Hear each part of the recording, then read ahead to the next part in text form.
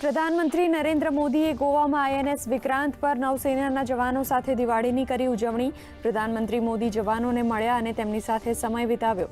પ્રધાનમંત્રી મોદીએ કહ્યું, આઈએનએસ વિક્રાંત આત્મનિર્ભર ભારતનું પ્રતીક.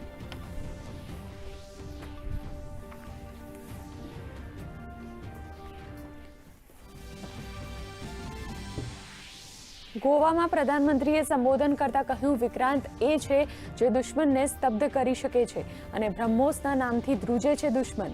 તેમણે વધુમાં કહ્યું કે ટોપ ડિફેન્સ એક્સપોર્ટરમાં સામેલ થવું ભારતનું લક્ષ્ય.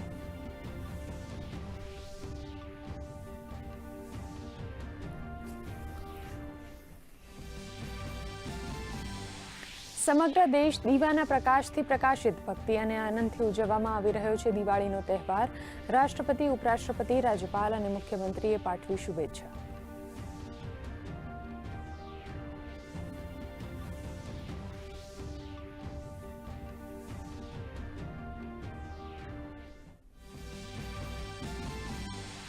હર્ષ સંઘવીએ નાયબ મુખ્યમંત્રી તરીકે પદભાર સંભાળ્યા બાદ પ્રથમ વખત સુરતની મુલાકાતે.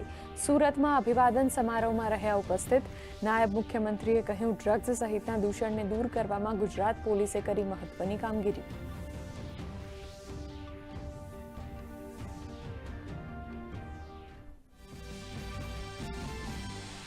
દિવાળીના શુભ અવસરે રાજ્યના પ્રસિદ્ધ મંદિરોમાં ભક્તોનું ઘોડાપૂર. અંબાજી ખાતે શ્રદ્ધાળુઓએ મંદિરના શિખરે ધજાઓ ચડાવી, તો શામળાજીમાં પણ સવારથી જ ભક્તો દર્શન કરવા માટે ઉમટી પડ્યા.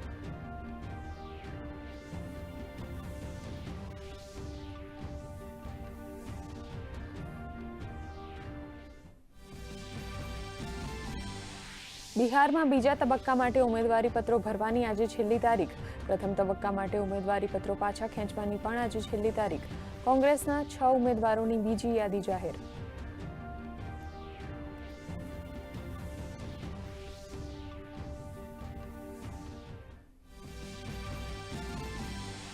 રાષ્ટ્રપતિ ટ્રમ્પની નીતિઓનો જનતાએ કર્યો વિરોધ. અમેરિકામાં ચાલ્યું નો કિંગ્સ વિરોધ પ્રદર્શન.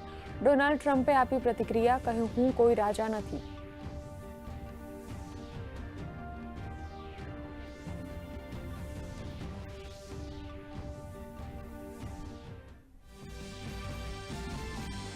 દિવાળીના પાવન પર્વે શેરબજારમાં તેજીનો પ્રકાશ. માર્કેટ એક વર્ષની ટોચે પહોંચ્યું. સેન્સેક્સમાં 500 અંકોનો ઉછાળો. નિફ્ટી 25,850ને પાર, તો ચાંદી 2,500 થઈ સસ્તી.